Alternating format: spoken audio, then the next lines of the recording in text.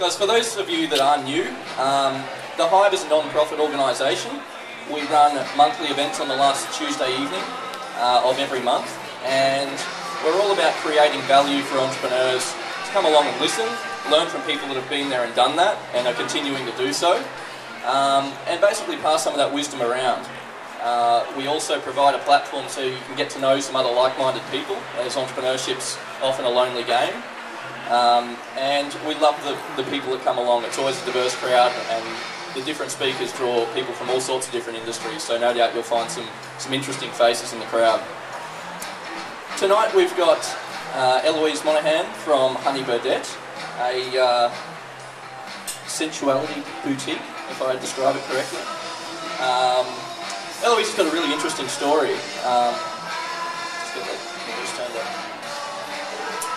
Eloise and her business partner Janelle founded Honey Birdette back in 2006 after meeting in the UK, and frustrated with what they could find in Brisbane, they decided to do something about it and start something themselves. So I'll let Eloise tell the story, but they've now got three stores in Brisbane, with 2 more expected to open later this year, and I think international plans are on the cards as well. So please welcome Eloise from Honey Birdette.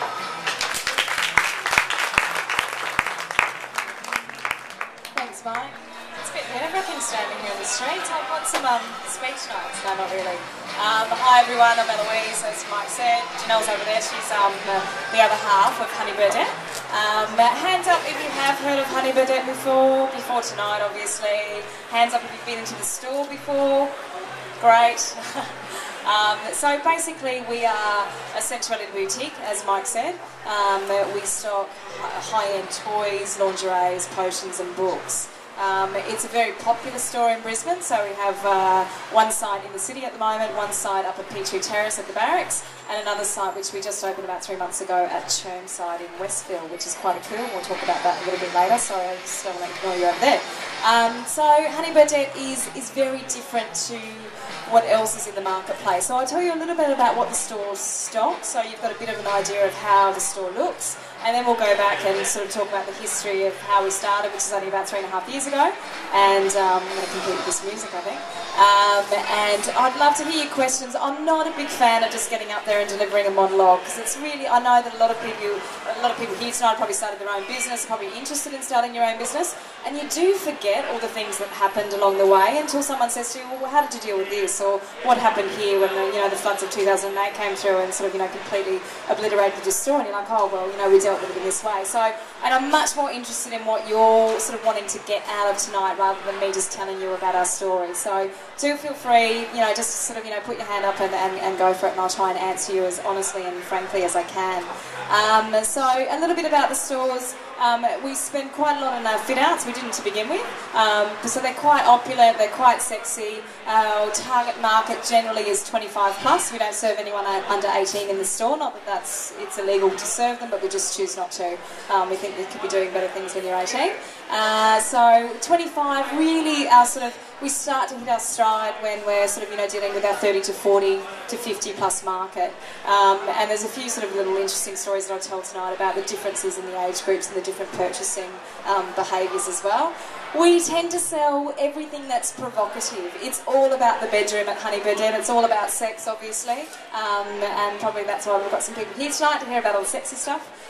We tend to sell a lot of provocative styles. We don't do any basics when it comes to lingerie, so it's a lot of demi-cut bras, it's nipple tassels, pearl thongs. They are very sensuous to wear, believe it or not. They're a classy version of a crotchless knicker.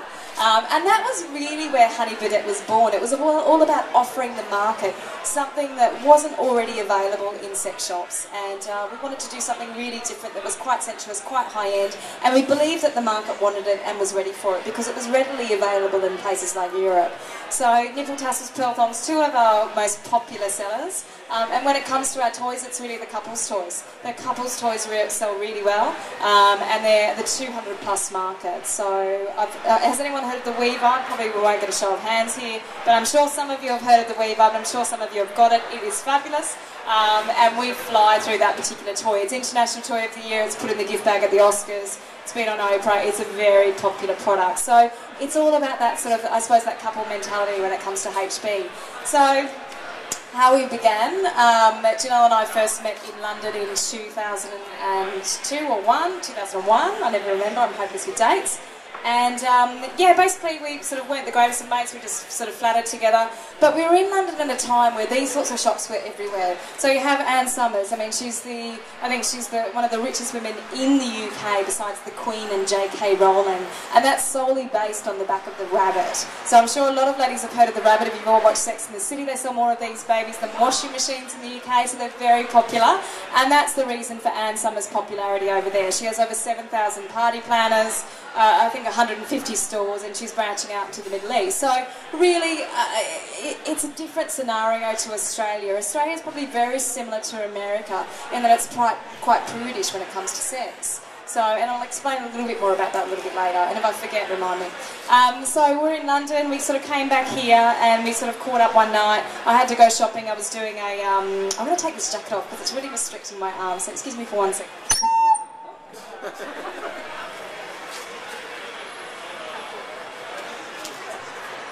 Yeah, so we were shopping for a hen's night. I was shopping, my best friend was getting married. I had to go into a big yellow unnamed store and at Adelaide, and it was just a terrible, terrible experience. There was brown paper bags, there was backdoor entries, or exits I should say, and it's surrounded by DVDs, and it was just a really sort of uncomfortable experience. And Janelle was with me at the time. We sort of went out for a few drinks. My mother had run lingerie shops while I was younger. So I worked at Wendy's Super Sundays and she worked at Maggie's Boutique about 10 metres across from me.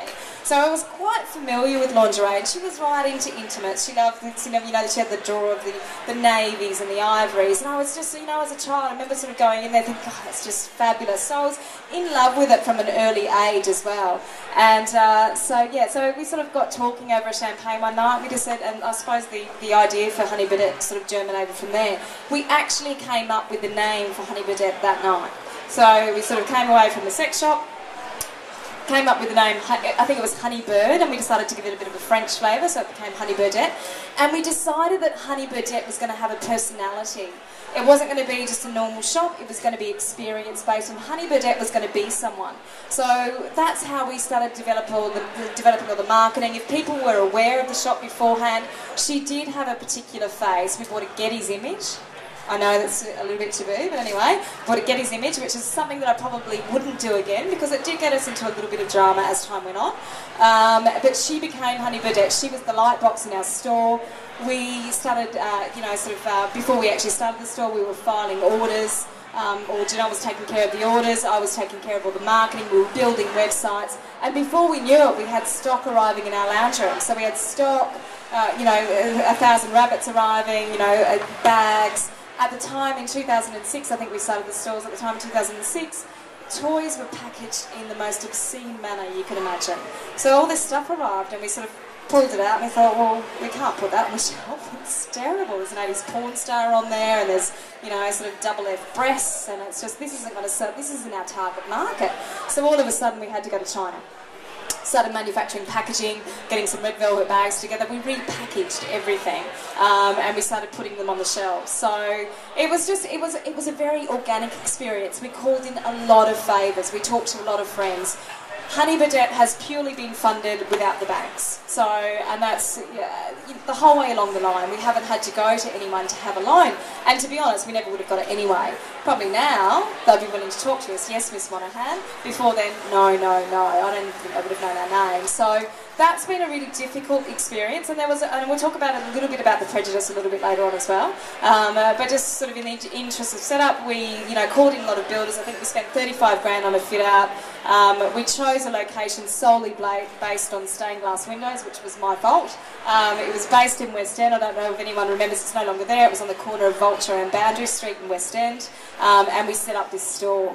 And the first day we drove in for business, and we were sort of picketed by media. So we had, does anyone remember the store at West End? It was a huge sign the whole way along, and it was probably about sort of 8 metres long, and it was this woman, blonde hair, suspenders, bra, and she was the face of Honey Birdette for the outside of the store. Probably not the best image, once again, that we could have chosen, but it was all that we could afford, and it was something that, you know, we could, I think we chose it for about $1,000. So we had, you know, Quest newspapers there, we had people sort of saying this is obscene for West End, and it was one of those experiences that actually turned in our favour, in that most of the locals really rallied behind us and said, no, we think what you're doing is fabulous, it's all about empowering women, we've been into the store, we think it's great. That said, for the first 6 to 12 months we struggled like hell. It was awful. So, I mean, we did so many parties. The reason that we got through that first 12 months was on the back of Party Plan. Janelle and I were often doing parties from 4 o'clock, 6 o'clock, 8 o'clock, 10 o'clock, and in actual fact we might be travelling to a party in the Fortitude Valley area and then coming back to West End to conduct another party with the Channel 10 girls at 8 p.m. that night, and we'd be swimming in champagne and cleaning it up till 1 o'clock in the morning. But that's the only way we could have survived, because it certainly wasn't through retail sales. People were just still getting to know us.